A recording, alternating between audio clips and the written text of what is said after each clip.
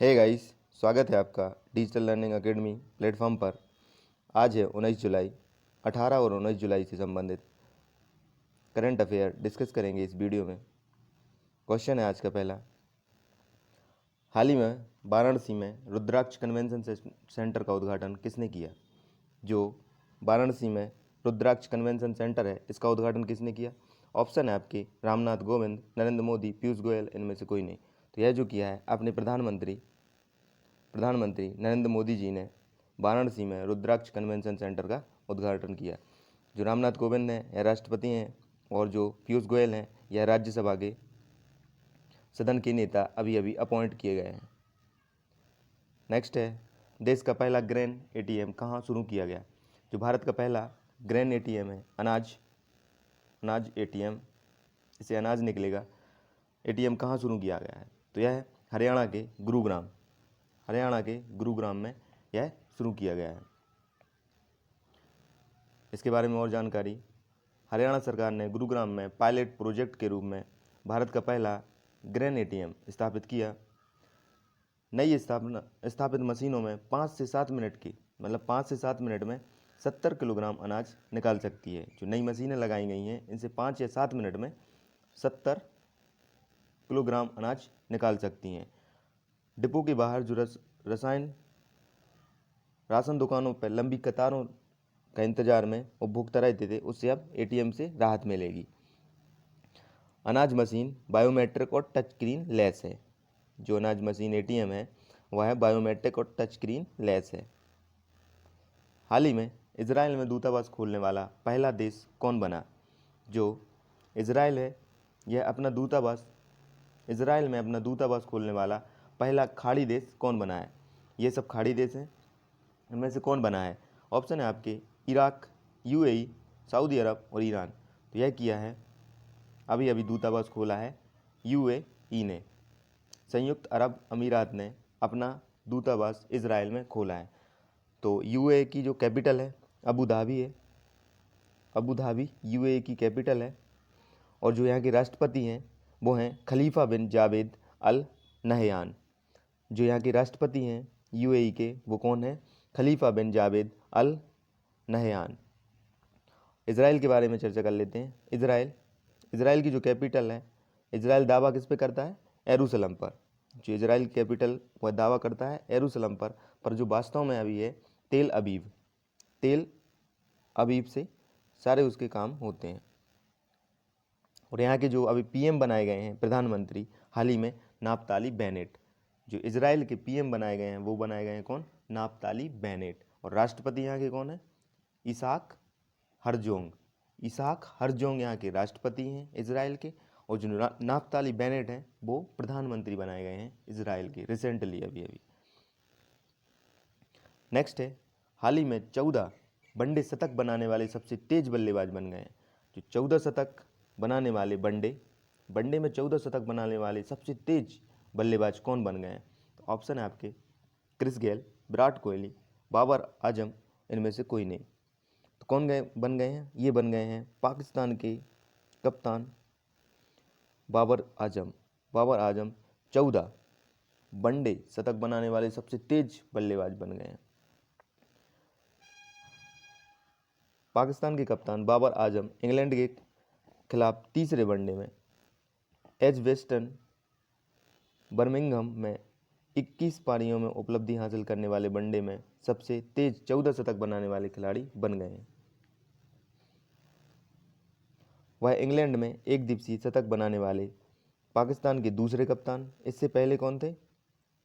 इमरान खान थे और अभी ये बन गए हैं बाबर आजम। नेक्स्ट है, हाल ही में दुनिया के सबसे बड़े तैरते सौर फार्म का अनावरण किया। हाल ही में दुनिया के सबसे बड़े तैरते सौर फार्म का अनावरण किसने किया? तो जो सौर फार्म है इसका अनावरण किया है सिंगापुर। दुनिया के सबसे बड़े तैरते सौर फार्म का अनावरण किसने किया? सिंगापुर ने। जो सिंगापुर की जो कैपिटल है, कैपिटल क्या है? सिंगापुर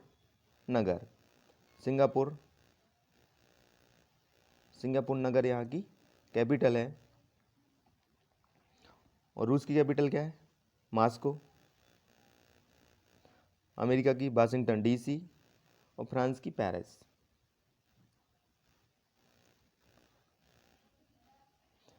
सिंगापुर ने विश्व के सबसे बड़े फ्लोटिंग सोलर पैनल फार्मों में से एक का अनावरण किया।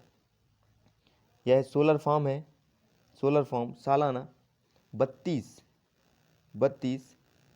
किलो टन कार्बन उत्सर्जन को कम करने में मदद करेगा। यह इसका लक्ष्य है। और इसे निर्माण किसने किया है? सेम्प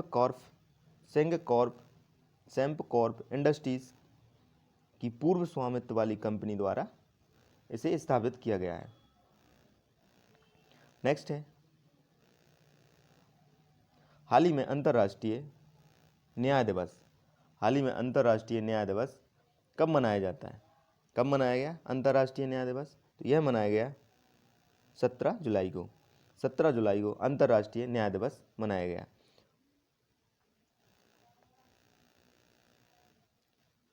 दुनिया भर में विश्व अंतर्राष्ट्रीय न्याय दिवस प्रत्येक वर्ष 17 जुलाई को मनाया जाता है। अंतर्राष्ट्रीय आपराधिक कृत्यों के खिलाफ न्याय की एक उभरती हुई आधुनिक प्रणाली का प्रतीक है। इस स्थिति पर रोम संविधि को अपनाने के बाद 2002 में औपचारिक रूप से अंतर्राष्ट्रीय आपराधिक न्यायालय ICC की स्थापना की गई। 2021 की जो थीम है अंतर्राष्ट्रीय न्याय दिवस की, वो है डिजिटल अर्थव्यवस्था में सामाजिक न्याय। डिजिटल अर्थव्यवस्था में सामाजिक न्याय, यह 2021 की थीम है। नेक्स्ट है, उत्तर पूर्वी रेलवे द्वारा किस रेलवे स्टेशन का नाम बदलकर बनारस कर दिया गया है? जो उत्तर पूर्वी रेल है, इसने अभी अभी किस रेलवे स्टेशन का नाम बदलकर बनारस कर दिया गया है? ऑप्शन है आपके दभोड़ा railway station, Mandua Dih railway station, Chuchura railway station, इनमें से कोई नहीं। तो अभी अभी मांडुआ डीह रेलवे स्टेशन का नाम बदलकर बनारस कर दिया गया है। कौन से रेल ने किया है? ये उत्तर पूर्वी रेल ने किया है। इसका जो मुख्यालय है वो है गोरखपुर में इसका मुख्यालय है उत्तर पूर्वी रेलवे का। नेक्स्ट है, उत्तर पूर्वी रेल द्वारा मांडुआ रेलवे स्टेशन का नाम बदलकर बनारस कर दिया गया है। नए पेंट किए गए साइन बोर्ड में हिंदी, संस्कृत, अंग्रेजी और उर्दू में बनारस लिखा गया है। मतलब कितनी? 4 भाषाओं में यह बनारस लिखा गया है। मांडुआडीह रेलवे स्टेशन का औपचारिक नाम बनारस रेलवे 16 सितंबर 2020 को किया गया था। नई पहचान वाले रेलवे स्टेशन का कोड है BSBS। यह क्या है? इसका कोड है बनारस रेलवे स्टेशन का। नेक्स्ट है, वसीम जाफर किस राज्य की क्रिकेट टीम के मुख्य कोच नियुक्त किए गए हैं? जो वसीम जाफर हैं, अभी अभी रिसेंटली किस राज्य के क्रिकेट टीम के मुख्य कोच नियुक्त किए गए हैं? ऑप्शन है आपके पंजाब, हरियाणा, उड़ीसा और उत्तर प्रदेश। तो यह किए गए हैं उड़ीसा के क्रिकेट टीम के मुख्य कोच नियुक्त किए गए हैं। उड़ीसा की जो कैपिटल है वो भुवनेश्वर है। भुवनेश्वर यहाँ की कैपिटल है। और जो यहाँ के CM है वो नवीन पटनायक और गवर्नर गणेशी लाल। भारत के पूर्व सलामी बल्लेबाज वसीम जाफर को 2 सत्रों के लिए उड़ीसा क्रिकेट टीम का मुख्य कोच नियुक्त किया गया है। वसीम जाफर ने भारत के लिए 31 टेस्ट खेले, 212 के उच्चतम स्कोर के साथ 1944 रन बनाए। और जानकारी, उड़ीसा क्रिकेट एसोसिएशन ने मुख्य कोच की पेशकश स्वीकार करने से पहले 2020-21 के लिए उत्तराखंड रणजी ट्रॉफी टीम के मुख्य कोच भी थे। इससे पहले ये क्या थे? उत्तराखंड रणजी ट्रॉफी के मुख्य कोच भी रहे हैं।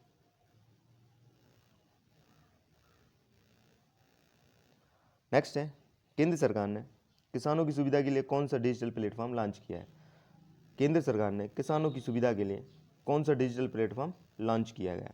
ऑप्शन है आपके किसान साथी, किसान सारथी, किसान मित्र, इनमें से कोई नहीं। तो किसान सारथी है जो ऐप है डिजिटल प्लेटफॉर्म, यह लॉन्च किया गया है किसानों की सुविधा के लिए। केंद्र सरकार ने किसानों की उनकी वांछित भाषा में सभी समय पर सही जानकारी प्राप्त करने की सुविधा के लिए एक डिजिटल प्लेटफॉर्म किसान सारथी लॉन्च किया है।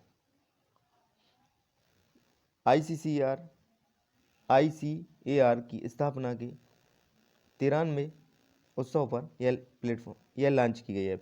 डिजिटल प्लेटफॉर्म के माध्यम से किसान कृषि विज्ञान केंद्र के वैज्ञानिकों से सीधा कृषि और संबंधित क्षेत्रों पर व्यक्तिगत सलाह प्राप्त कर सकते हैं। कौन सी ऐप है? किसान सारथी ऐप।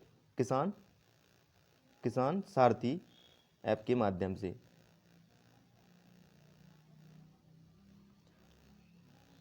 नेक्स्ट है भारत 2023-24 तक पेट्रोल के साथ कितने प्रतिशत एथेनॉल मिश्रण का लक्ष्य हासिल करेगा?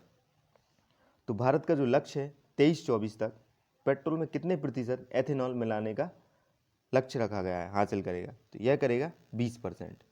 20% एथेनॉल मिलाने का लक्ष्य है।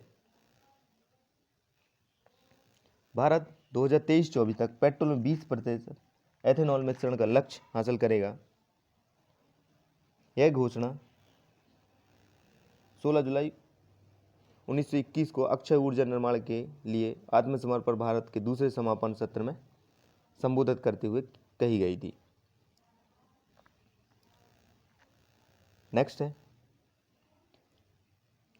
रियल टाइम बस ट्रैकिंग सिस्टम शुरू करने के लिए किस राज्य सरकार ने गूगल के साथ एक समझौता किया है? मतलब जो गूगल है वह रियल टाइम बस ट्रैकिंग सिस्टम में मदद करेगा। गूगल किस राज्य की? ऑप्शन है आपके गुजरात, पंजाब, दिल्ली और एमपी। तो यह किया है किसका सहयोग करेगी? दिल्ली करने वाली।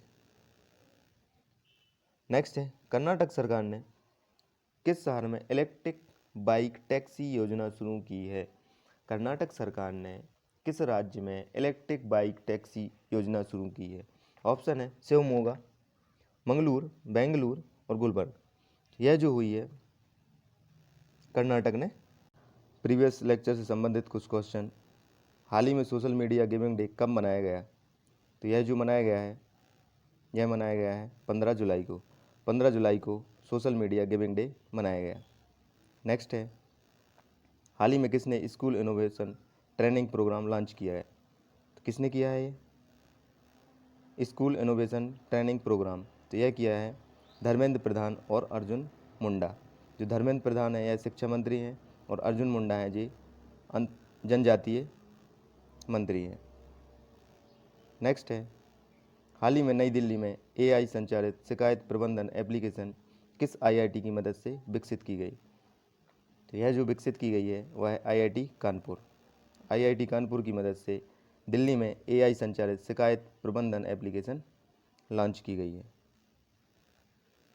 नेक्स्ट है हाल ही में किसने दुबई गोल्डन वीज़ा प्रदान किया गया है? किसे किया गया है? तो यह किया गया है अभी Sania Mirza. Thank you for watching.